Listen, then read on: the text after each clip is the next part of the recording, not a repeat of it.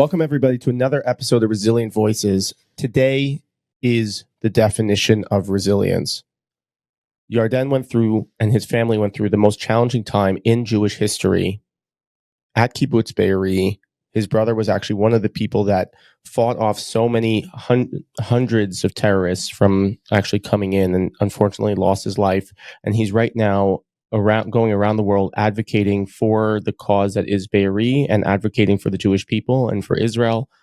And it's such an honor for you to come. Just a little background: when I went to Be'eri, you were the person that took me on a tour, and it's really amazing what you're doing and speaking about your stories and honoring your friends, family, and community, and talking. So thanks so much for coming. Can you give a few minute background about you?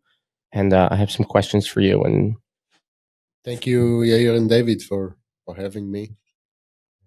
I'm Yarden Tzemach. I was born in Kibbutz Be'eri.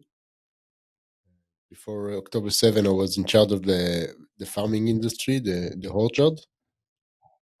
And now I'm part of the team of the kibbutz, the PR and fundraising team of Be'eri. And we are now in a delegation. I'm part of a 12 people delegation that came to be in the North America, in North America to advocate for Israel, for Be'eri, telling our story and create partnerships. so what partnerships are Be'eri creating right now? What's the need of Be'eri? And can you talk about why Be'eri was so significant? Be'eri was basically the biggest kibbutz in the region of the Gaza envelope. So we were 1,200 people, the biggest kibbutz in this region, and also the strongest kibbutz. We were the strongest, the biggest employee in our region. We have the biggest factory in this region, which is our printing press, Be'eri Prints. And basically, we were the biggest employees. So Be'eri, except for the 1,200 people that lives in Be'eri, we also pay around 400 salaries a month to people from all over this region, from Sderot, Netivot, Kibbutzim, Moshavim in the region, and also to the Bedouin community that we have, who are working in our prints and printing factory in the agriculture. And we also have a program with the Ethiopian Jews that we sponsor their college in exchange for working in our printing press, and they are learning. They are being part of our community. They were living in the kibbutz, the Ethiopian Jews. You're saying? Yeah, they live in Be'eri, and we are sponsoring their college in Sapir College, which is in Sderot, our nearest high education. And what happened October 7th? On October 7th, we were the kibbutz that were suffered the most as far number-wise. We suffered the most. We had the most terrorists, the most people that were murdered. We had 101 of our members were murdered. 36 had been kidnapped. 11 of our members are still held captive by Hamas in Gaza. And we are here. One of the reasons that we are here is also to raise awareness to their situation. Do you find that the people who have been captured and their families and Be'eri, are they fully united together? And do you find that they're actually making efforts to bring them home? Do you find that the government and the political situation is actually the country's united about bringing these people home? I think the people of Israel are united to bring them home. I think everybody wants them home. It's not something that we debate on. Everybody wants them home. I do believe that many people have different ideas about what's the best way to bring them home. I believe that, eventually everybody wants them home. There's no question about that. We just don't know people in Israel are debating whether is the best way to bring them home. But I don't think there is I don't think there's somebody who say, okay, just leave them there. Obviously, the people of Israel have been very united. We've seen it in the last 8 months since October 7 that we are going to the Hostages Square in Tel Aviv on Motzai Shabbat, on Sabbath Eve. And yeah, we have people from all spectrum of life in Israel are coming to support us. There's this level of unity right now around the world and in Israel. And pre-October 7th, there was a lot of division. Yeah. Be'eri is a symbol right now. Do you find that the Be'eri community is leading the charge to keep people united post this war and post getting our family back to us? I hope Be'eri will be a symbol not just for the devastation and for the loss, but also for the resilience and for the uprising of the kibbutz. I think we, the people of Israel, need to be very careful to go back to the political talk that we had before October 7, and we need to remember who are our real enemies, and there are so many people that don't like us around the world. So many people wish to destroy us, but also many that don't like us. So we need, in order to get to our where we want to be and to be the best country that we can. Of course, I'm not saying that.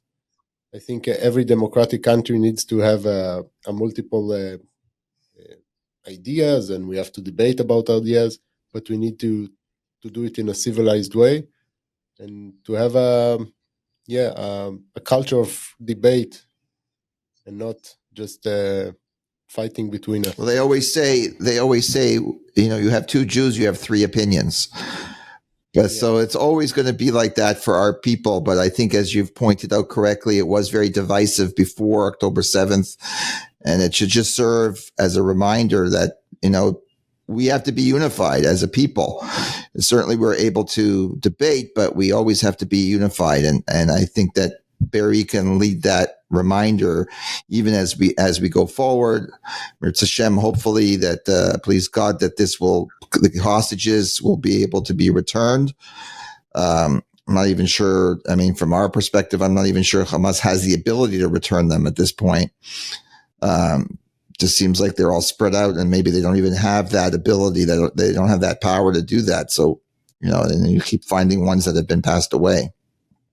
I think that unfortunately Hamas is still control what's going on in the Gaza Strip, at least in Rafah, in the places where they and maybe the El Burej and other camps of the center, as they call it, where I believe I'm not sure, obviously I don't have any information, but I believe that this is where they keep the hostages.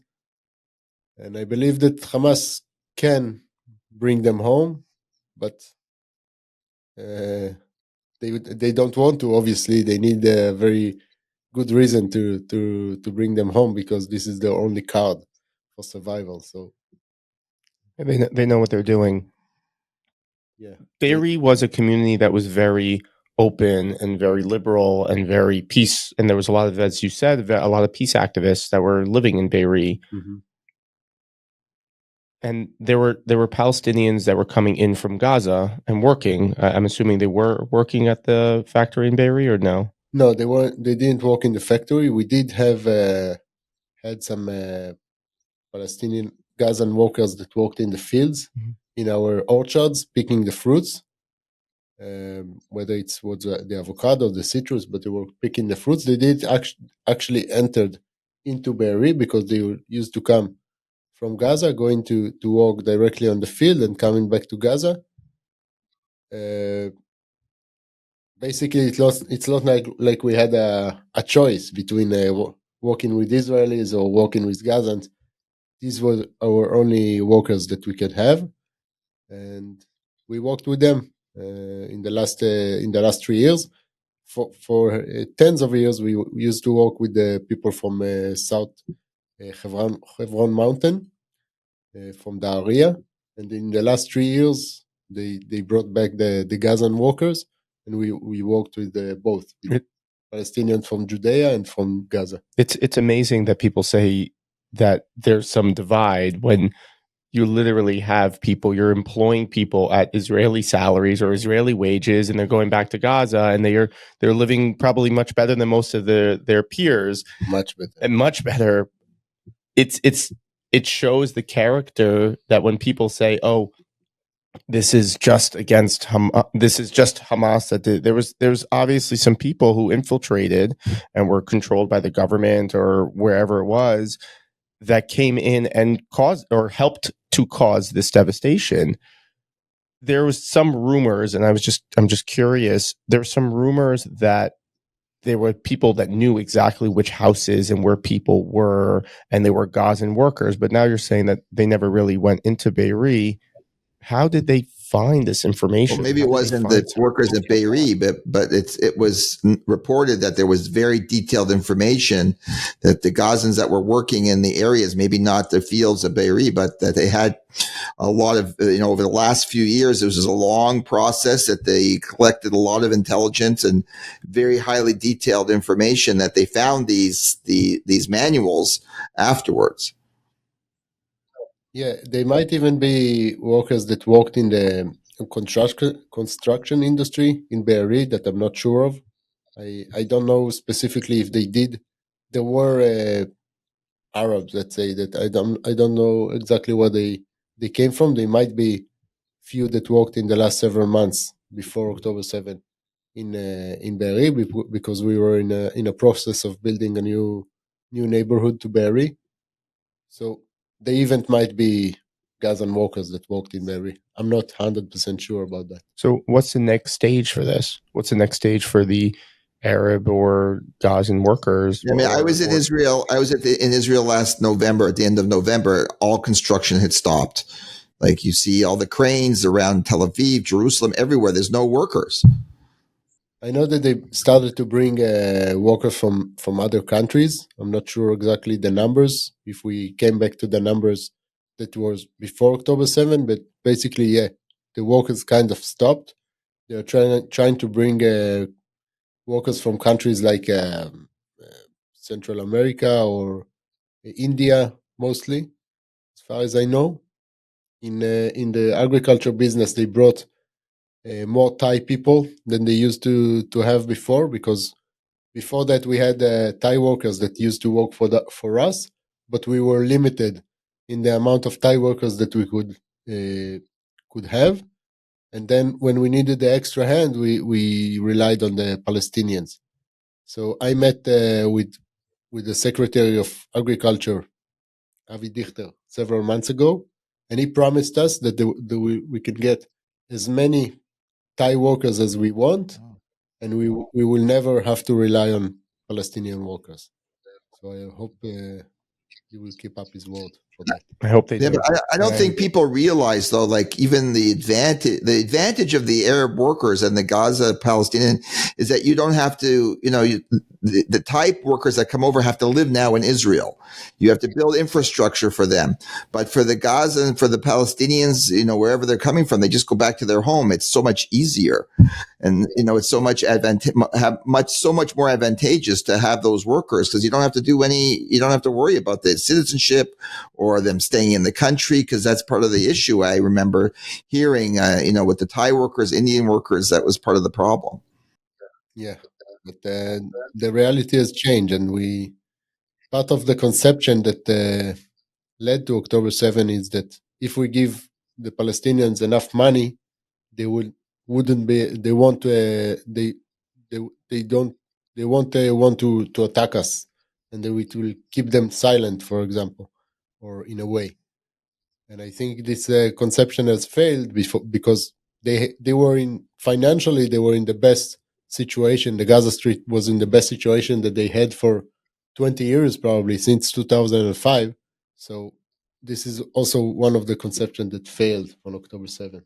Yeah, it's so unfortunate now, because there was a lot of innocent Palestinians that are just living.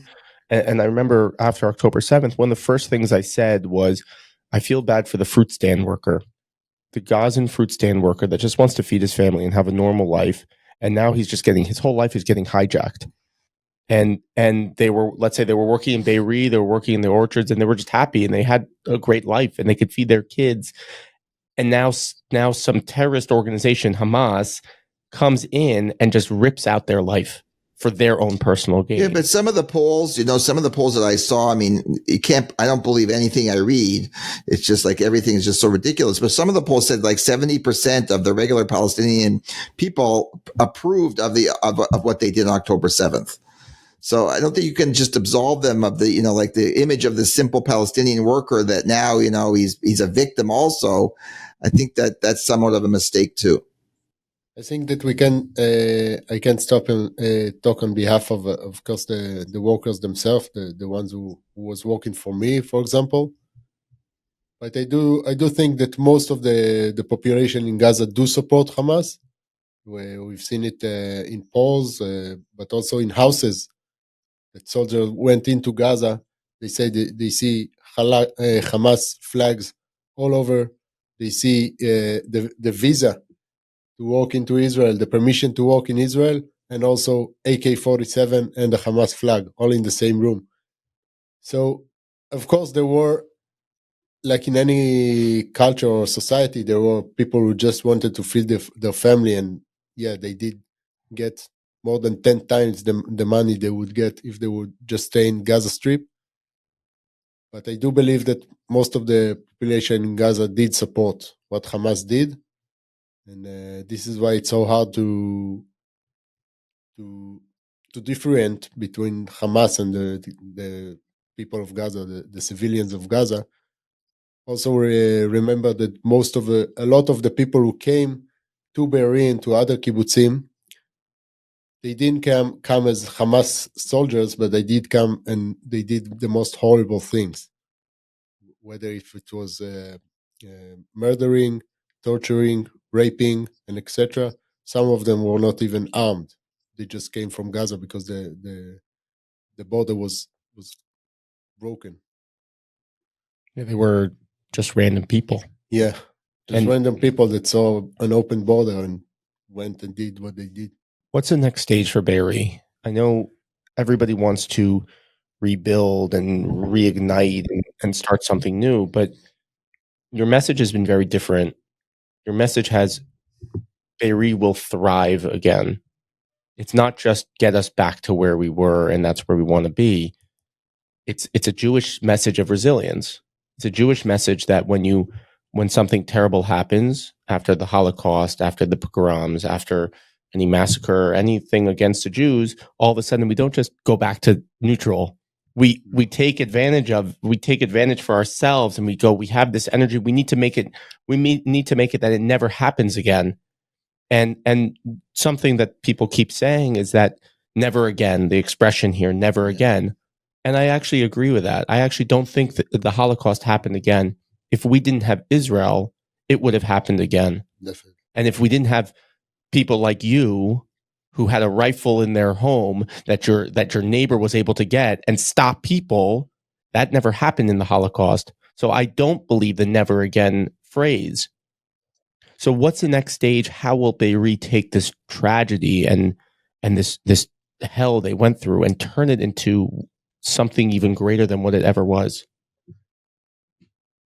Yeah, I think never again is a phrase that we have to keep, that it will never again. It's up to us that it will never happen again. And we need to keep our country strong and our RDF strong, and keep fighting for our way of life and our right to exist as a Jewish people in our country. Be'eri will thrive again. It will take several years since the destruction was so big in Be'eri. But I believe that in 3 or 4 years, when Be'eri will eventually rebuild as a bigger and better form of how it was in October 6th, this will be eventually our answer to Hamas and to all those who try to destroy us.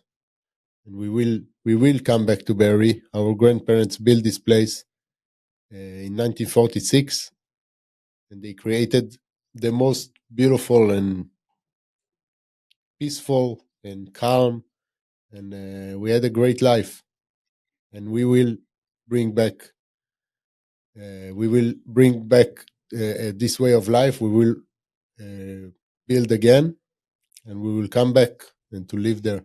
We will make it bigger and stronger than it was. This will be eventually our answer. Before that, we will live in temporary housing in other kibbutz, in a neighboring kibbutz. But we are working right now to rebuild Be'eri. Is Bery going to knock down all the houses that were destroyed and pretend it never happened? Is that the answer, or is Bery going to set a separate section as a memorial? And also, what about the trauma that people went through? You are strong and you're able to overcome. Thank God you weren't there at that moment. Yeah. So you're able to do it. But what about the people that have been inside? Mm-hmm. How are they reacting to these questions? First of all, as far as the memorization, we will keep the memory in a way. We haven't figured out yet the best way to do it. Of course, most of the houses will be destroyed. We want to, the ones who were burnt will be destroyed. We might keep some of them as a memory. We haven't figured out the best way to keep the memory, to balance between keeping the memory and eventually have a thriving community that you don't want your children to run around and see burnt houses where you live. But we need to find the balance between going back to life and keeping the memory. So we are still debating about it and trying to figure out what's the best way. What about the people who have gone through the trauma?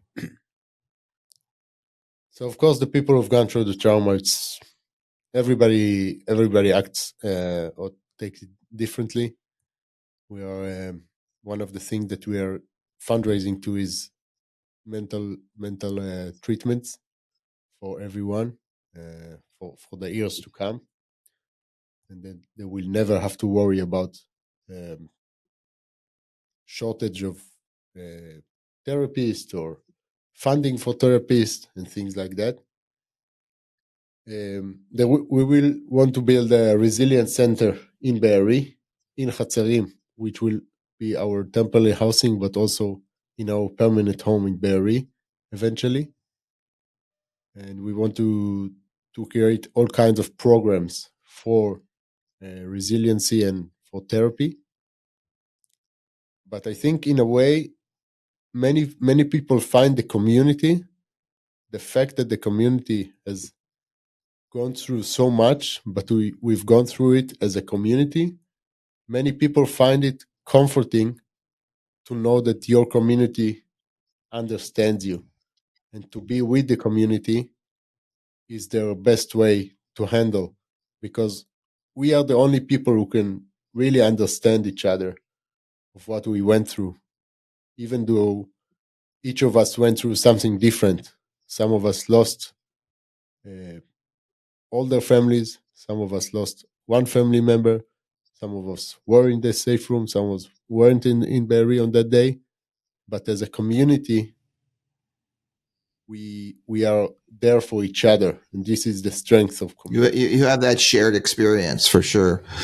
Is it too early, or are there already some concrete plans on rebuilding, or it's just too early? We have some plans for some of the houses. We are still working. We've just been on a Agricultural. Yeah, for designs in New York, they will design our Architectural. Sorry, Agriculture. It's hard. That's a hard word. I wouldn't. Architectural. I could barely know when I speak English. So we met with an office in New York that helped us with the planning of the kibbutz. We don't have the numbers yet, and we don't have everything figured out yet, but we know that some of the houses, of course, the private homes will be rebuilt. The communal homes, we're still trying to figure out how they will look, what we'll build, what we don't want to build again, what will build different, what will be build the same. So we are still working on it. Right now, we were focused on our temporary home, and now we are. Once this is about to be ready, we will be focusing more on our permanent. But your temporary homes right now are in other, you say other kibbutzes that are in the area. You're not staying in that area, in your current area, right? No, it's about half an hour drive. And the government, Israeli government, I'm assuming, has offered their full support. Yeah, the government is building the homes in our temporary housing. They bring all the modular housing. We are some of the fundraising that we are doing is trying to fill the gap between what we really need and what the government brings us. This is the whole idea of our fundraising campaign, is to fill the gap, because the government will give something, but our needs are greater than what the government needs. So this is where philanthropy comes, to fill up this gap. And that's I mean, we just had an event here today, and you've been raising amazing money, and your stories are real. Just for our audience to know, can you give these statistics of how many were lost, how many are in captivity that you told me before? Yeah, we have 101 of our members were murdered. 36 has been kidnapped, and 11 are still there. And how many came back? The kids all came back. All the kids from Bery that we had 10 children that were kidnapped. They all came back. So yeah, all the children from Bery came back. As far as the houses wise, out of 380 houses that were in Bery on October 7, around 130 were totally destroyed, burnt or destroyed by the fighting that went on between the terrorists and the IDF, and another third have been damaged but fixable. So we have more than half of our homes needs to be either rebuilt or fixed. But what one area, I guess the security, I think even when you move back in there and it's rebuilt, the security situation has got to be changed, obviously. Even no matter how, nobody knows what Gaza is going to look like after this is all over. But if I was in your situation, which obviously I'm not, but I would still not be secure like it was on October 6th. Yeah, I believe that in October 6th, we felt safe, but now we know it was an illusion. We felt safe. We thought we have a good fence. We knew that the Gazans don't like us and Hamas don't like us and wish to kill us, but we didn't think it was possible for them to do so. Now we are not naive anymore.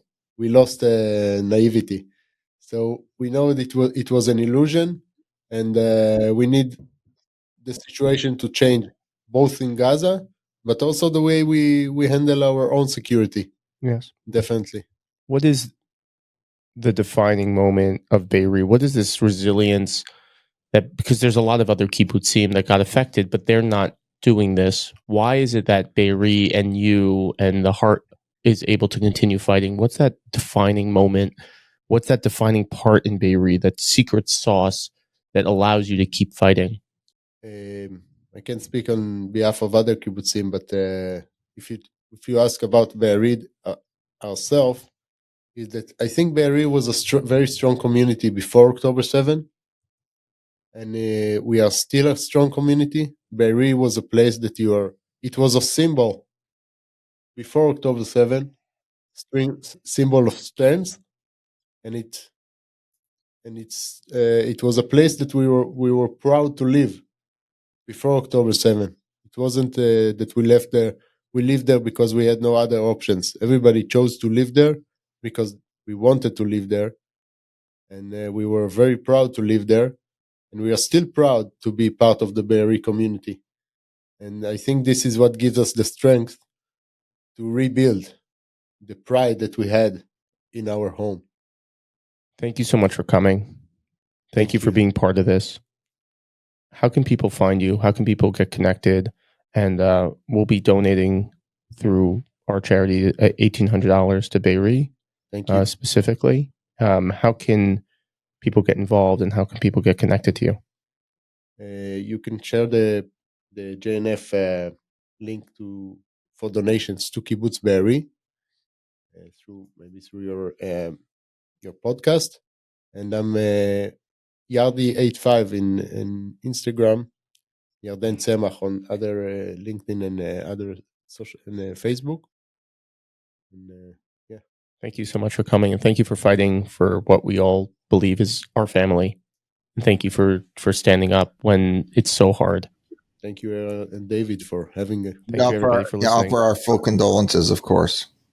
But we look forward to a rebuilt Be'eri and a rebuilt Jewish people that, with eyes open, that will know,